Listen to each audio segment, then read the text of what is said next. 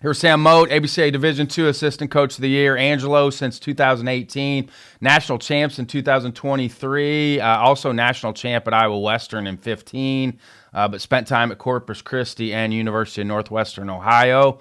Sam, we go back to the Midwest days many, many moons ago.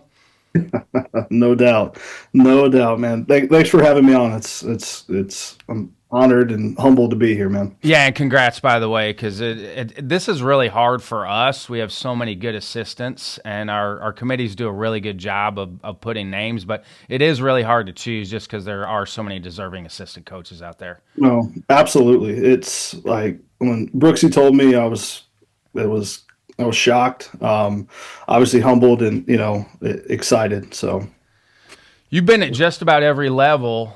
What has each level taught you along the way?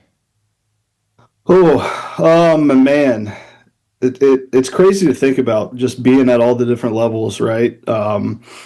And picking up different things. For me, really, it's just being able to, man, really just be able to talk to people and learn from people that are coming from different backgrounds, ability levels. Not saying that one level is better than the other by any means, but just learning from those, just different people in different parts of the country has been the kind of the biggest thing for me that I've learned from all of those levels, whether it's Ohio, you know, out in Iowa or down here in Texas, just kind of seeing the differences in everyone. Do you feel like you have a better appreciation of baseball overall because you've been at those levels and you've been a lead at all those levels? Do you have an appreciation of how good baseball is at every level? Yeah, I think, man, what I've realized is just the biggest difference that I've seen is just the depth of competition. I think everybody's good, right? Every team's got has a dude, or a big bat in the middle of the lineup, or whatever it is. It's just that depth of competition as you move in to your conference and you get the separation between the elite teams and the good teams versus kind of the middle teams and all that. I think that's been the biggest thing that I've really taken from bouncing around to the different levels is just the depth of the competition and the quality of the teams.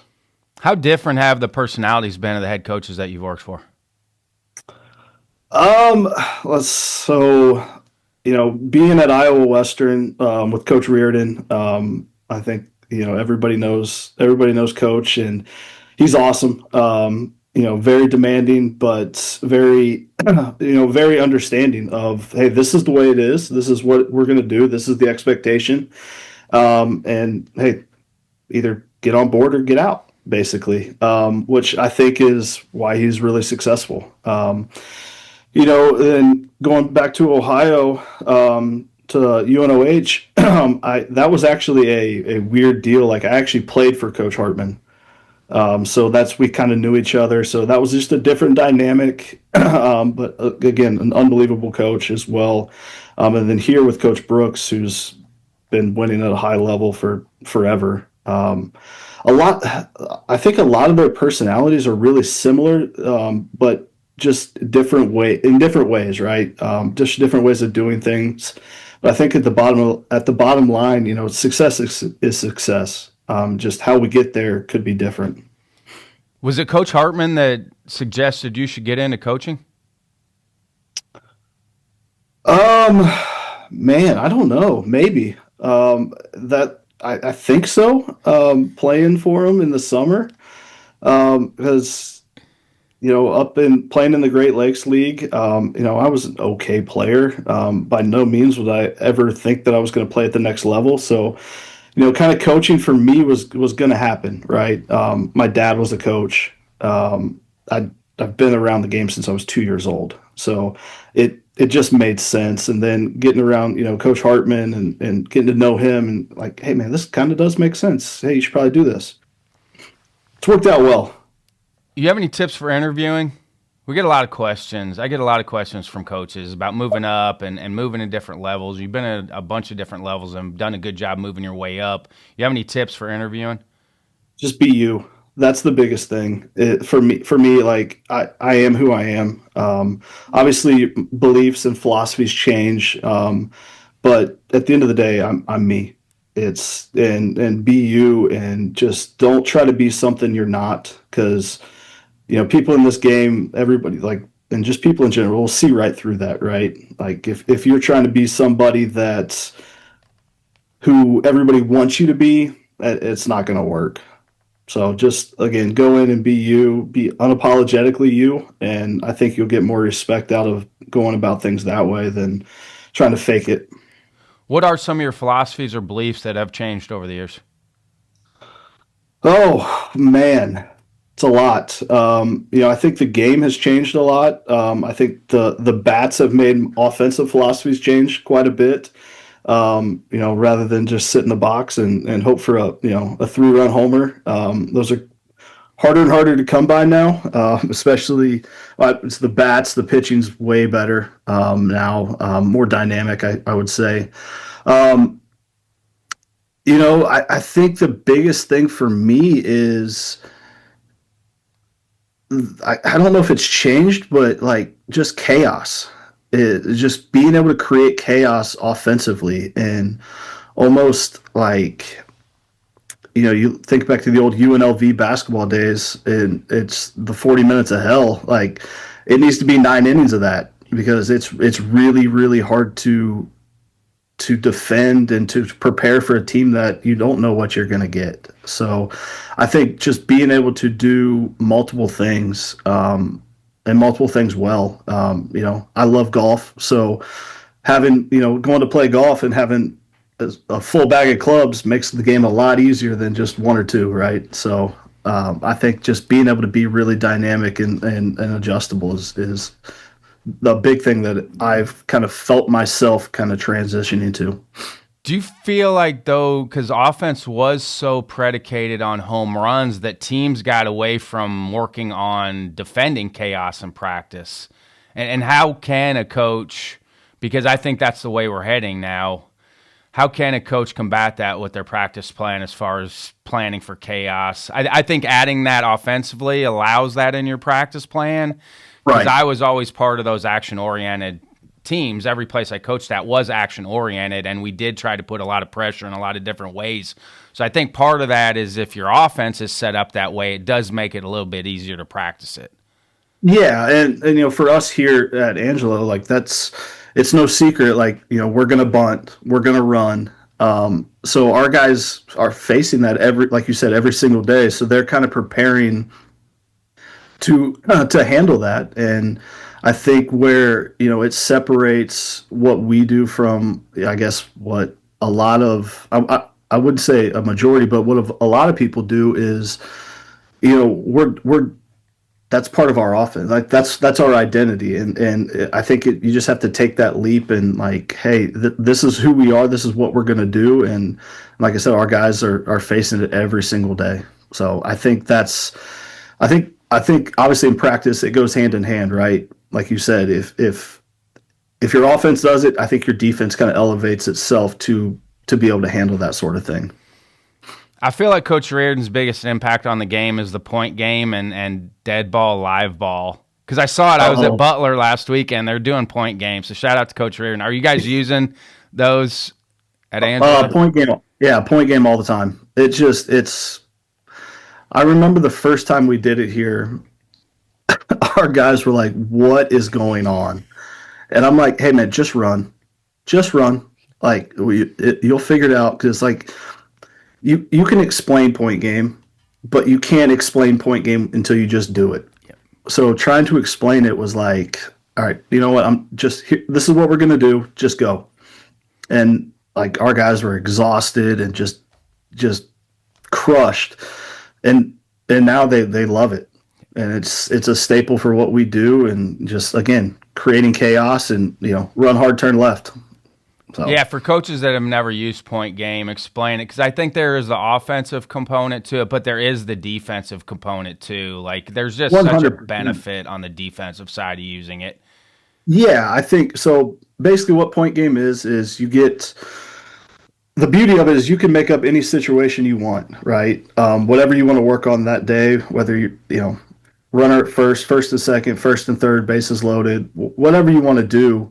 Um, and basically, it's one swing, and the offense gets a point for every base that they touch. So they're getting, trail runners coming hard out of the box, taking extra 90s, going first and third on a one hopper to the left fielder. Like, you're not going to really do that in a game, but you'll see in the point game, if you turn hard, that guy might bobble it. And then we get a free 90, and then the backside runner's going to second base. Now we're second and third, nobody out, and we get a huge inning.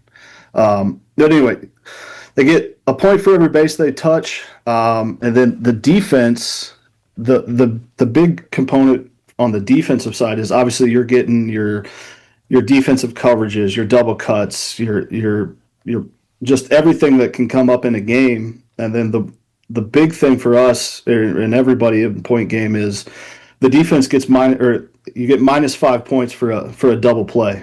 And as we know, as baseball guys, double plays are just absolutely demoralizing, for an offense. So being able to turn double plays is huge. And all those situations are always done with one out.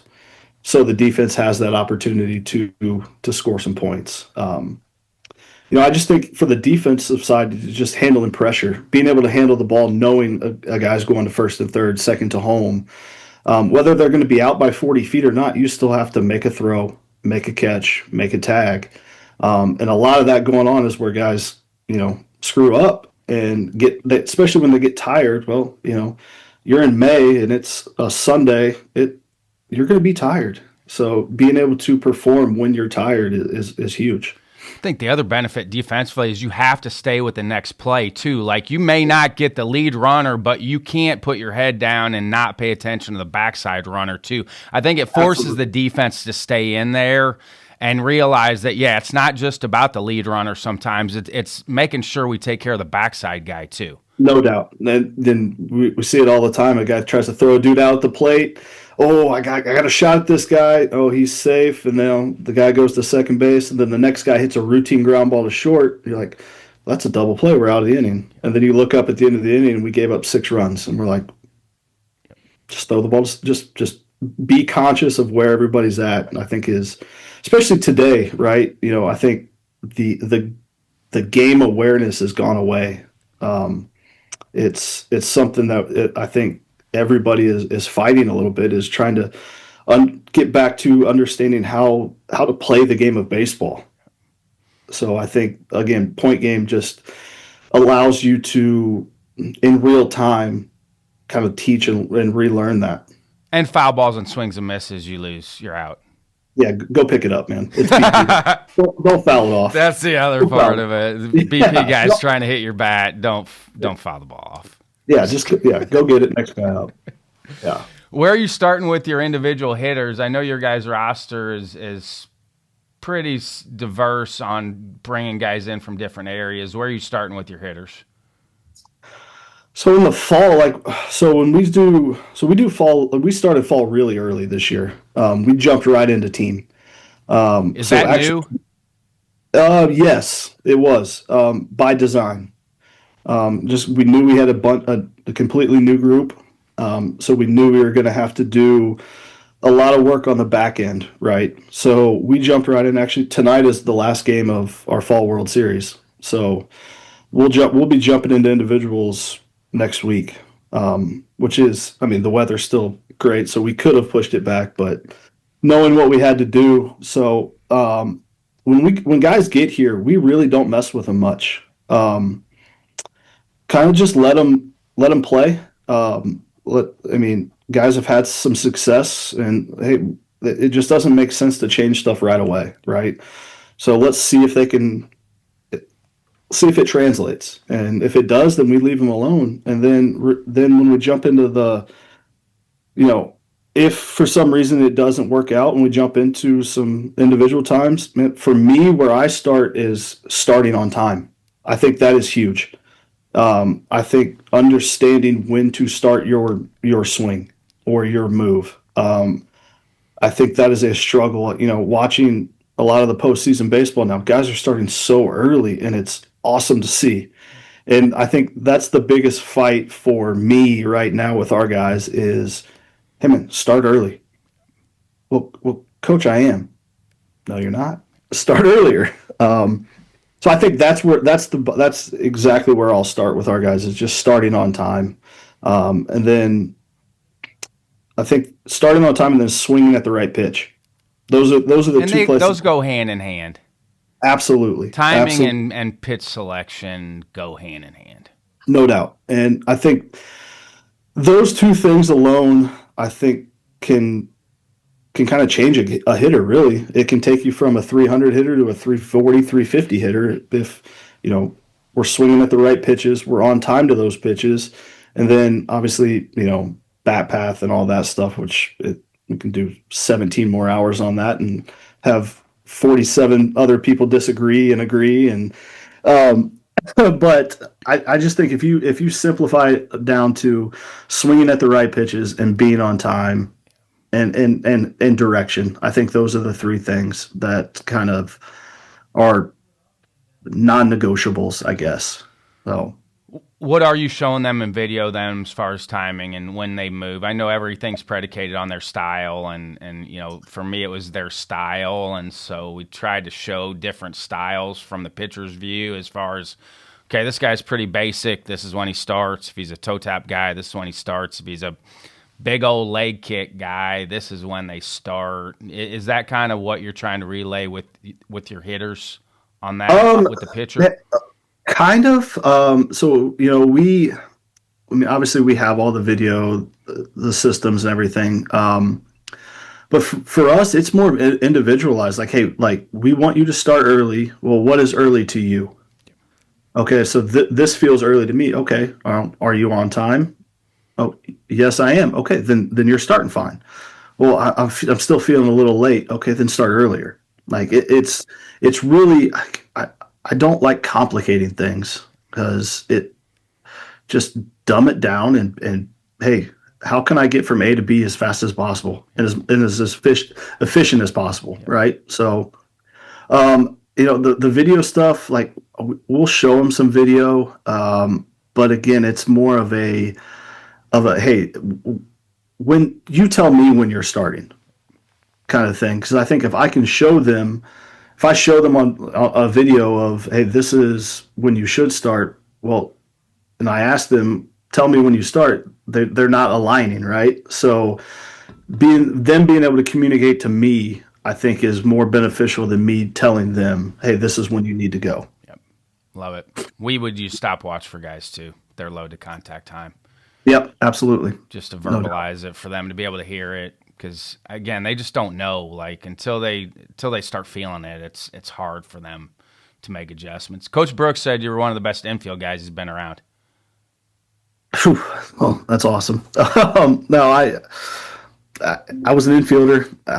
Man, that's so it just came natural, I guess, and that's really kind of takes hits me a little bit like man, that's awesome to hear. So I How do you appreciate get that. them to get to their prep steps consistently? We were Because that's talking kind about of the timing part of hitting, right? I think that's the it simplest is. part of playing defense is being able to do that consistently. Just like being on time as a hitter, I think being Right. on time as an infielder is as simple as you can get it. Is that part of it? And if you can get them to do it every time, it makes it a little bit easier. Not always Yeah. easier, but a little bit easier. It's funny when I was watching our game the other night, our fall World Series game, and I was watching our shortstop, who played a ton of third base in high school. So he was a guy that would just kind of start wide and kind of rock and then hop, and I'm like, okay, like that's not going to work in the middle, at least for me, right? And I'm like, okay, so it's funny you asked that because I've like the last 3 days, that's what I've been thinking about is how can I get those guys to do it more consistently? And I think again, you know, going back to Coach Reardon, he talks about boredom and frustration in baseball, and I think The boredom part is getting guys to do that consistently. And, you know, it's a constant battle with those guys of, hey, every pitch for 200 pitches a night, you are doing this. And you might have to move on 5 of them, 10, 15, I don't know. But the one time you take off is when, that ball in the hole that you just don't get to. And now we lose by a run because you didn't do what you're supposed to do. So we mess with timing all the time. As basic as throwing the ball up in the air, catching it to simulate stuff. In BP, I'll sit back and watch them and make them take 2 or 3 steps either direction where the ball is hit. And just constant talking about it. And hey, this is what we do. This is what I believe is going to help you have success. And just constantly dripping water on that rock, right, until it breaks. So that it's the biggest battle, which it's the simplest thing to do in the world, right? It's pitch to pitch, like that's it. Is. And like if you want to get out of funks, do it every pitch. Like if you want to get out of defensive funks, do it every pitch. I like swinging and missing on the fungo every once in a while just to see if guys to be able to check to see if they're doing it. It's really hard, but it is the simplest thing that they can do to get ready every time, but it's really hard to do. It is, and the issue for me was like the fungo. That's a really good idea, swinging and missing on the fungo. But I don't hit a ton of fungo. Yeah. I don't. I use pitchers, and I set up tees and have pitchers hit off tees to our guys. You get more realistic ground balls, more realistic spin, right? So now there's a time and a place when, hey, we really need to work on something here, so I'm going to go some fungos. But a lot of the time, it's pitchers hitting off a tee, just creating different hops and different pace and all that stuff. What are the differences for you with the middle guys and the corner guys? Because for me, I've always viewed them almost as there's 2 different positions. Like there are. I think obviously every coach in the world would love to have 4 shortstops in the infield. It's not the easiest thing for a middle guy to go to the corners, though. It's not. It really is. It's really hard. The angles are different. For a middle guy to go to the corner. It is. I struggled with it when I was an average player. I think getting the corner guys to understand that it's okay to not get in front of the ball and take a drop step. I think being in front of the ball for them is a bad thing because they're catching the ball in the middle of their body where they're not supposed to catch it. They get handcuffed on a lot of balls. Yes, it hinders guys quite often. And then for me, the biggest thing that I'm with this team is just the depth of where to play. Yeah. And being okay. I'm okay to play, 10 steps behind the bag. Like, it's okay. Like, the ball's going to get on me pretty quick. And then just understanding just the nuances of the angles at third base, right? They're a lot sharper. Hey, when do I go get this ball? When do I retreat to create a long hop? And then for whatever reason, middle guys that go to third base or any third baseman, they're so afraid of their backhand. And I don't. I'm like, man, you've been to shortstop your entire life. I move you 30 feet to your right, and now all of a sudden your backhand's gone. I don't get that. It's the speed. I always felt like it was the speed, and again, trying to keep it simple. It really is. It's either going to be a backhand or a forehand at third. Right. That's really what it's going to be. Their footwork is just basically flip flop between a backhand and a forehand.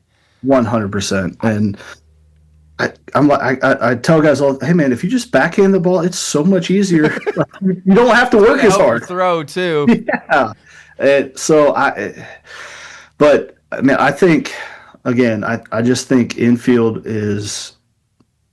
I'm so passionate about it. I love being around the infielders. I love listening to people talk about infield play and just all the nuances now of of timing, of tags, of of everything. Like it's just so fascinating to me that something as simple as catching a ground ball we can dive so far into, right? So I just it's awesome.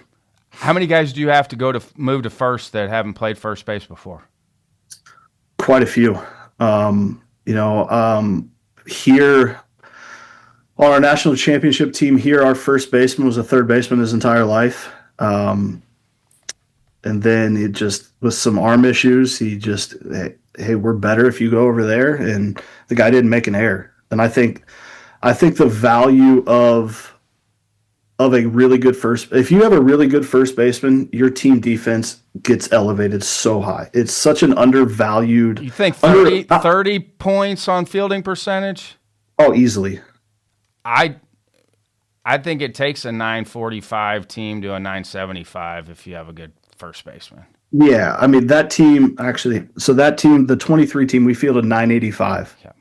with a guy at first base that didn't make an error, and it's such a security blanket to have over there. Just as long as you don't throw it over his head, we got a shot. And that's the big thing that I talk to our guys about all the time, infield wise, is hey, just don't miss high. Don't miss high, don't miss arm side, and we have a shot. But yeah, so moving guys to first, I think, I love having, non-traditional first baseman, right? Just because of just the being able to have the footwork of a middle guy, being able to have the hands of a middle guy, right?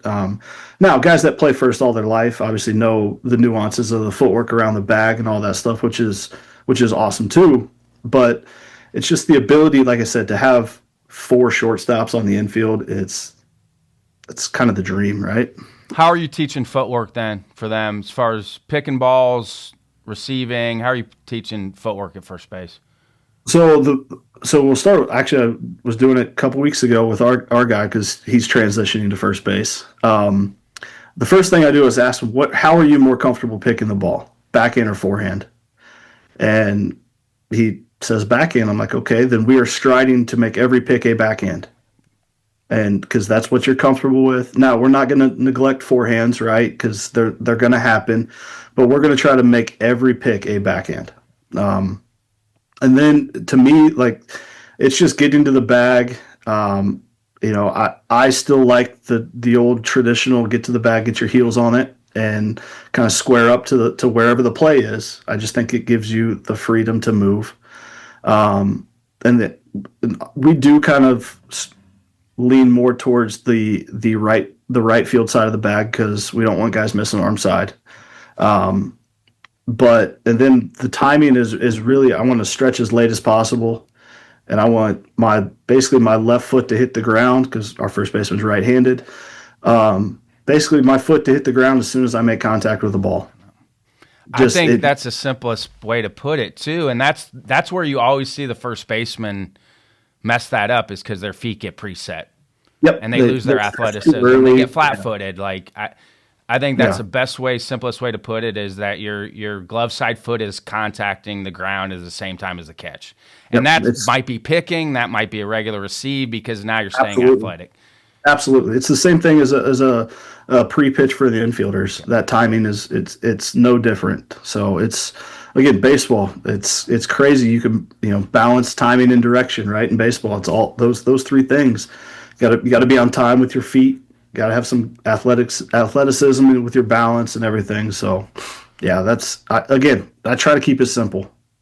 You as a coach, you probably know that may happen when they get on campus. Do you relay that at all to guys before they get there, or just kind of let it play out in the fall? Because I'm sure you've recruited guys who are like, he's probably going to go to third or first at some point. Do you relay that at all, or are you just letting it play out when they get there? Just kind of let it play out. Baseball has a funny way of policing itself and how things work themselves out. There's guys that we recruit that, whether it's an outfielder that we recruit that we're like, okay, like he's probably going to end up going to the mound, just because he's got some arm strength or whatever. But no, we'll let them, get here in the fall and go through, hey, I'm a shortstop. Okay, then go play shortstop. Okay. And after, 2 hours, you're like, hey, man, you're probably not a shortstop. Let's try over here. But yeah, no, we'll let guys, you know, the beauty of here is we'll let guys fail and they have a shot to come back, right? So and I don't say those guys are failing because we have a bigger It's a plan for. shift. It's what's Yeah, best for the team. Like, it's not a fail. 100%. It's okay. This is what's best for our team. Yeah. So it's not, I mean, the majority of the time it's not communicated because it'll be communicated when it happens and we'll be like, hey, this is what we're thinking. This is why we're thinking it because you got to give them a why, right? Especially now. Well, I mean, you said it. I mean, what are tips for communicating with this generation of players? Woo. Be honest. I still think it. I still really believe that the honesty part, especially now, because I think they can see right through the BS.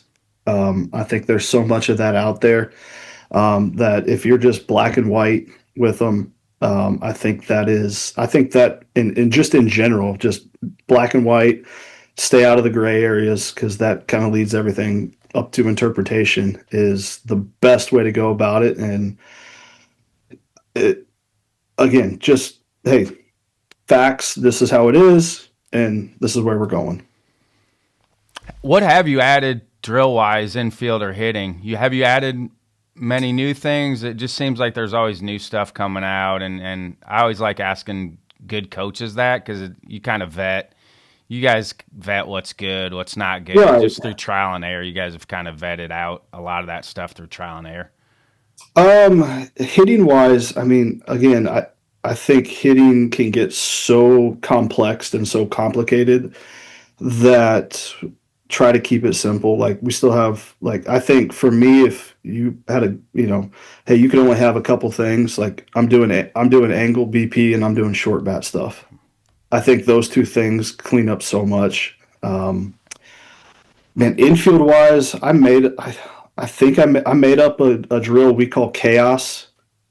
And it's just a ton of ground balls, a ton of double plays. The pitchers are involved; they're running around like crazy, um, and that's kind of been one of our staples here for the last 5 or 6 years. Is the Thursday before a game, it's chaos day, and all the pitchers, they're doing PFP double plays, covering first, tweener bunts. There's if you don't know what you're doing, pitcher's going to get hit with a ground ball, and it's hilarious to watch because they run out and everybody off the field screaming, "Get back!" And it's because myself and our pitching coach, Coach Foster, we aren't slowing down when we're hitting the fungos because we know what we're doing, and it's hey man, head on the swivel and figure it out. With starting fall ball earlier, were you managing their bullets, their workload at all? Because you're getting right into it. How were you managing the position players' workload with their throws? Just a ton of communication, right? Again, and we've had guys in the past where they're like, hey, I'm like, well, first of all, we'll meet. Like we have position meetings before we start, so I'll meet with all the infielders, kind of go through our expectations, kind of our blueprint as an infield, right? And then the biggest thing for me is like, hey man, like if your arm feels good today, we're gonna throw. And if you're hanging and need a day, take a day. Like I don't. It's September. I don't care. Um, but just that constant communication, and then just being aware of what we're doing in the little short practices before an inter squad or whatever. Just being aware of okay, hey, today we're doing this, tomorrow we're doing this. Okay, so NDD today, let's just do a no throw day and kind of give them a day. Just it's more feel than really kind of the traditional tracking of numbers of throws and all that. It's more of a feel thing and trusting those guys is hey coach, I'm hanging a little bit. I'm only going to go to 90. Beautiful.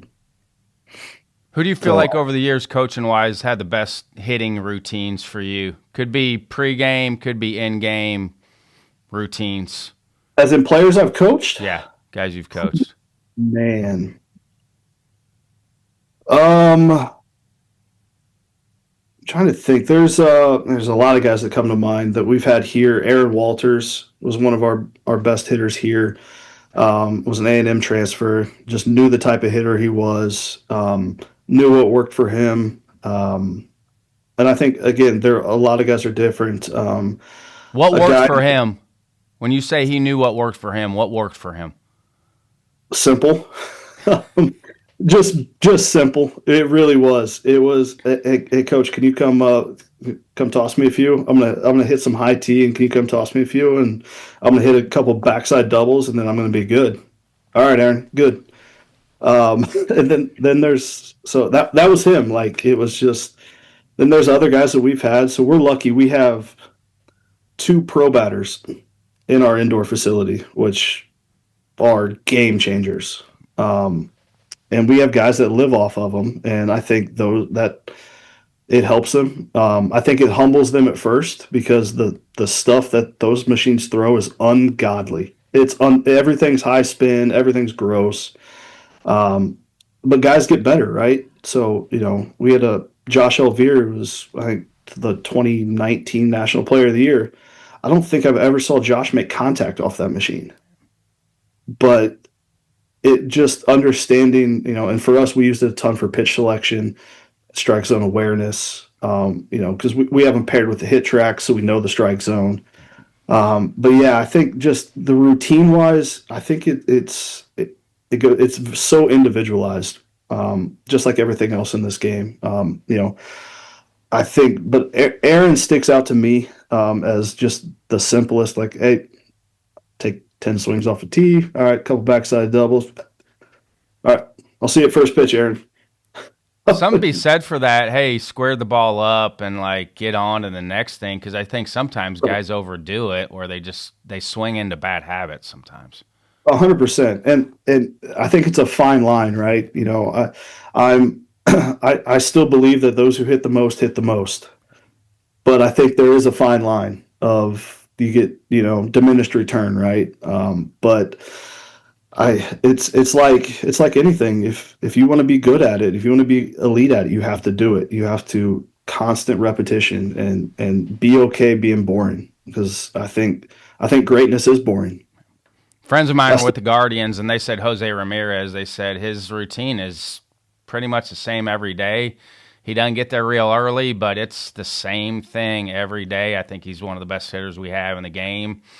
Said it's the same thing every day. And they said it's not earth-shattering stuff, but it's the same every day that he shows up. It's about 40 minutes before game time, does the same thing, and then goes out and rakes in the game. Yeah, I think we can get we make hitting so complicated.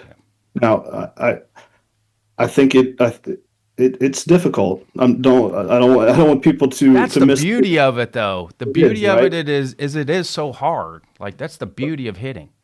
But if you simplify it down, it does become easier. Yeah. I will say. Hey, I'm looking here. Oh, it's not there. I'm not swinging. Now, way easier said than done, right? When a guy's throwing, 94 with ride and the game-winning runs at second base or third base. 100%. There's a lot of factors.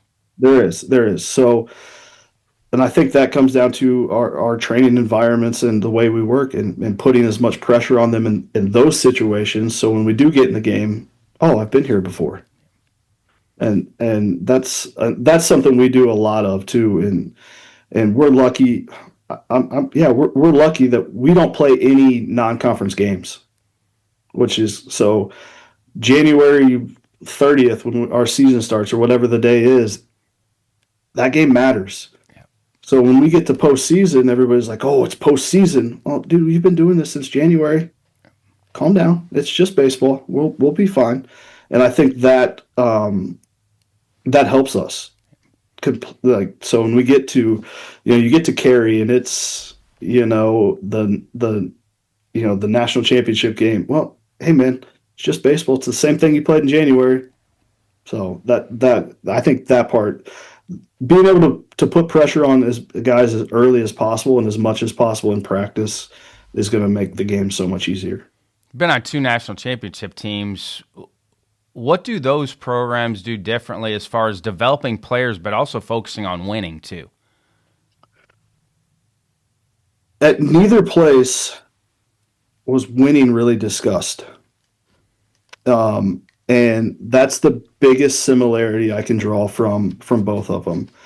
Now we went about things in different ways, but it was more tailored to the process of, hey, we're going to do this, then we're going to do this, then we're going to do this, and then we're going to look up in June, and everybody's going to dogpile and get a big old ring. But I think, I think those that's the biggest thing is we though we mention winning, like, hey, this is what you have to do to win. It's not like, hey, we have to go win this game, but these are the steps to take to win games. Winning's hard. Winning's really hard. So why talk about it? Just focus more on the process of doing the things that need to be done to put yourself in the best position to win. How much info scouting report wise are you relaying? So I do all of our hitting scouting reports. So I'm researching all of our opponents' pitchers. It's I just started opening them up to them where I'll like early in the week once like I'll start giving them video so they can start watching stuff with very select numbers of percentages and things like that. But basically is I'll just spend the week kind of doing my mad scientist deal and then get into the games, and we have the binders of stuff of information, but a lot of it is, hey, this is what he does, this is his strengths, this is what we're looking for, here we go. Again, trying to give them as much knowledge without paralyzing them so they can still go out and perform and just let it go. With what's going on with D1, is your guys' roster management switched much? Has it changed much for you guys with everything that's going on, the craziness of Division I? If you ask Coach Brooks, he would, I think, would like us to get a little smaller. But again, it comes down to, if we think a guy is going to help us win. It would be really hard to turn a good player down. I'm sorry. It is. It's hard. If you have good player out there that you feel like is going to help you win, it would be really hard. If you don't have a roster cap, it would be really hard. We do not. So it would be really hard to turn a player down that you felt like was going to help you win. And I think, again, just like everything else, there's a point, there's too many, right? Where if you don't, whether it's you don't have enough staff to be able to manage and be able to work with those guys, I think then it does hurt you. So I think, I don't know what that right number is. I don't know if I have no idea. That's not for me to figure out, right? I just, when they give me the rules, okay, here we go. But no, I think, ideally, I think to start a fall, 40, 42 maybe, and then just kind of go from there. But again, I think there's people in a room somewhere trying to figure that out right now. And you've been through it. You've been to different parts of the country recruiting. Give somebody a tip because I had to do the same thing. Give somebody a tip that's going to a geographical area that they've never really coached or probably recruited a whole lot. What are some of the tips on going to those new areas and managing the recruiting of heading to a different geographical area to recruit? So when I went to Iowa, I was lucky. I joined a staff with Coach Reardon, Rob Allison, who's crushing it with PBR out there. So I learned so much from those guys of just getting to know the people that were entrenched in those areas, right? And then, going back to Ohio, I kind of knew people. Just that's where I'm from, grew up. So knew people there. And then when I came to Texas, went to Corpus, again, joined a staff with, Marty Smith, Nick Magnifico, who was an absolute rock star on the recruiting trail. Just those guys taught me so much of just being able to latch on to people that are entrenched in those areas and those geographical areas and learn from those and not necessarily like, you know, steal from them or whatever, but hey, where's that guy going? Well, okay, that guy's always there. Those guys are really good. Maybe I should go there. And just being able to communicate to people that you've never spoken to, and being okay to reach out on a random Tuesday. Hey, this is Coach Mote from Angelo State. I just got here. What do you got? And just not being afraid to do that, and not being afraid to just put yourself out there. Good recruiters are wired different. They are. They are insane. I give it a compliment. Good recruiters are insane in the best possible way.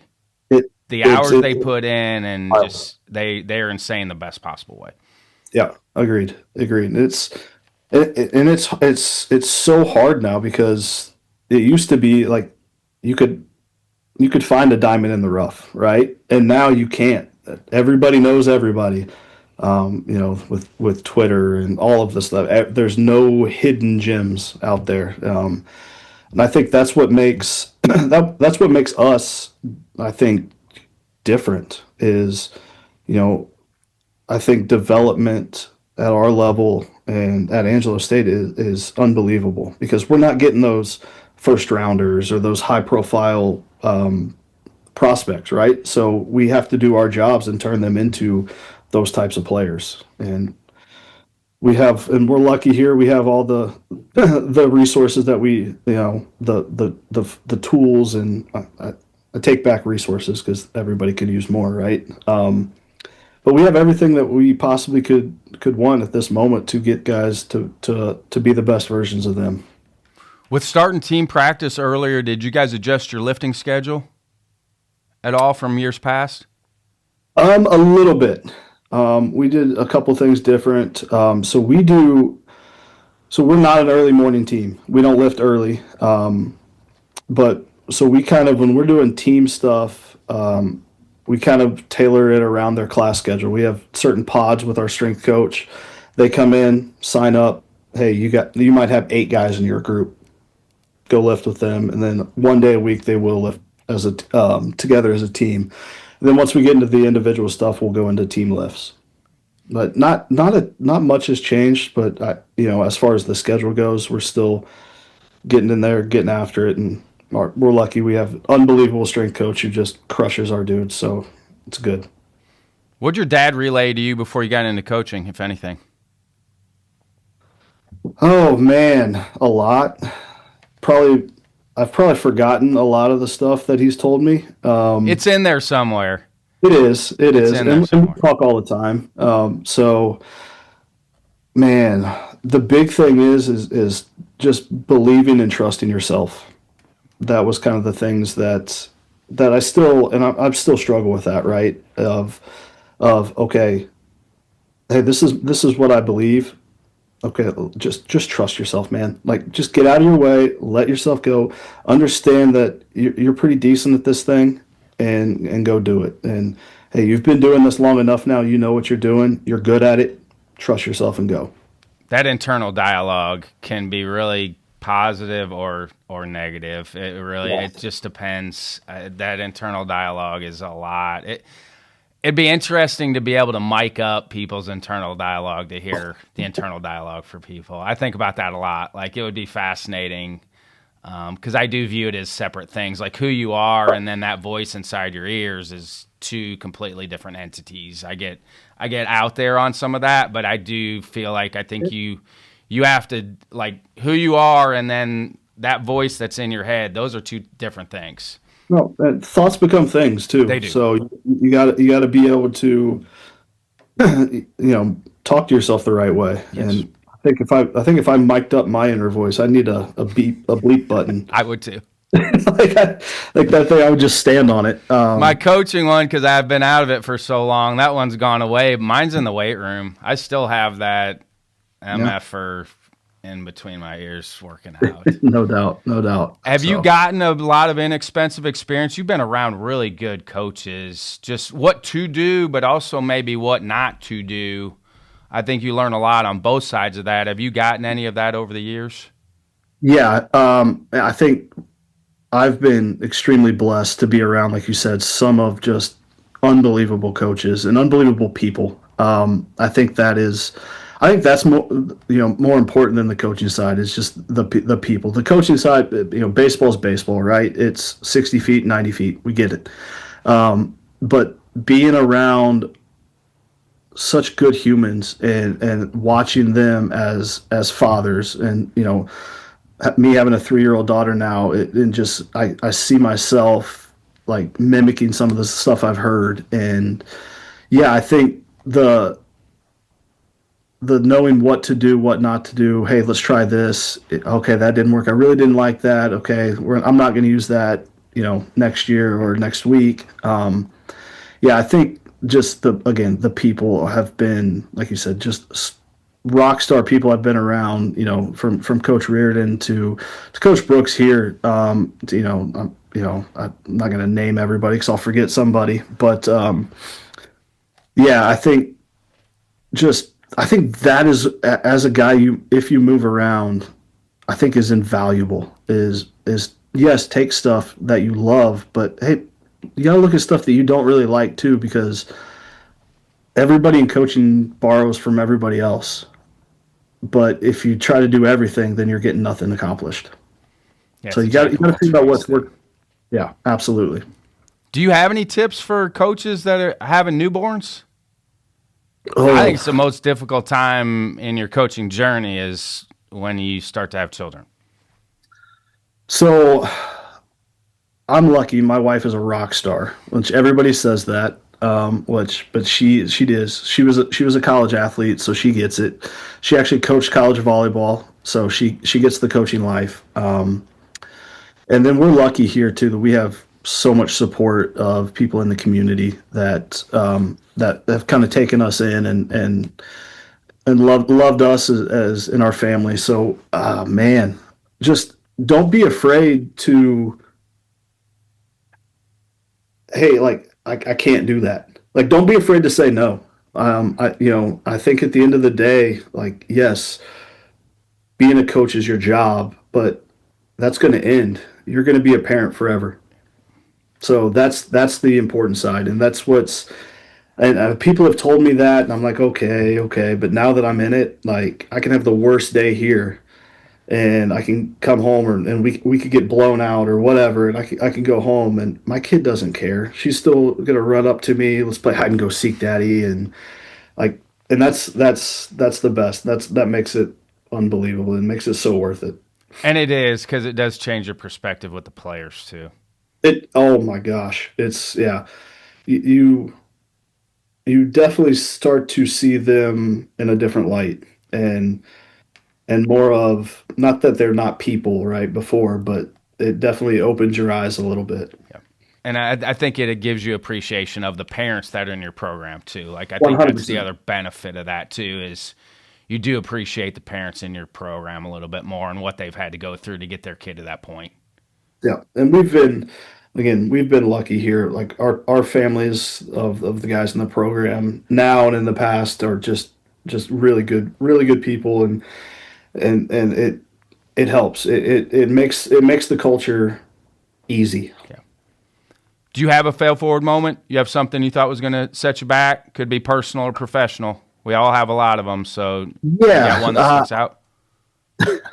So I thought I've listened to a bunch of the podcasts, so I've thought about this. The one thing that I kept coming back to was being at Iowa Western, being in the fall.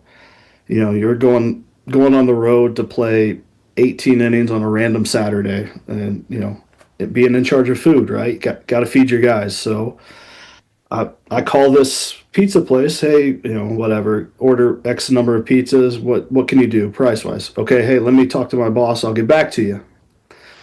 Called a different place. They gave me a better deal. Boom. Went with that group. Didn't call the other place back. So we're in finishing up at a game. We were actually, I'll never forget it. We were at the University of Nebraska playing, and I had two pizza places show up, each with like 45 pizzas. So I have 90 pizzas on my hand, trying to figure out what in the hell I'm going to do. And I go up to Coach Reardon. I'm like, hey, man. And he just stared at me like, I'm figure it out. Like, just the look that we've all gotten at some point in our careers, like, yeah, figure it out. So luckily the team we were playing, I ended up selling them half the pizzas because they had cash on their. Oh, beautiful! I don't have to worry about food now. So hey, did a little deal on the side. Got the pizzas taken care of, and we were all good. But from that moment on, I've learned just over communicate and under assume. I think I'll never forget that. The look, that sinking feeling in my stomach, like, oh my gosh, I'm gonna have to walk back to Council Bluffs. It was, yeah, it was a learning moment for sure. How do you stay on top of your calendar that way? Do you use checklists? How are you managing your time? I mean, it's a lot, coach. People that have never coached at your guys' level, they don't understand how many different hoops you guys jump through. How are you handling your day to day to make sure everything gets done or you don't miss anything? I'm actually, again, that's something I struggle with in being able to create those lists and those checklists, and Google Calendar is fantastic.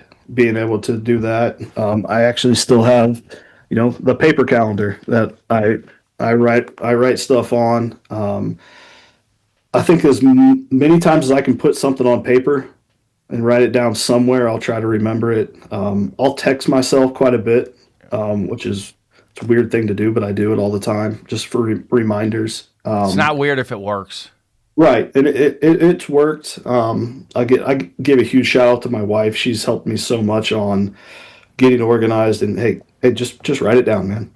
Just write it down. So that's the best thing for me. What are some final thoughts before I let you go? Man, baseball's a great game. I think it's given a lot of people so much, and I think we as a baseball community need to continue to do everything we can to protect it and protect each other in it. And that's why I think this organization is so great, is because it's just baseball people looking out for baseball people, and that's what makes it awesome. I get reminders every year heading out on the Barnstormers because we have first-time coaches, and I've had some reach out already, and they're going through the same things we all went through when they're first getting into it, and just trying to be like, hey, man, we've all been through this. Like, it's okay to feel like you don't know what you're doing. Like, we all went through it, but that's why we're all here for, is to hopefully make that transition a little bit smoother for you. 100%. And yeah, if there's not something in this game that somebody hasn't gone through, so we'll get through it together. Sam, thanks for your time, man. I appreciate you. I'm happy for you. I'll see you in Columbus, and it's always good reconnecting. Appreciate you, sir. Awesome. Thank you.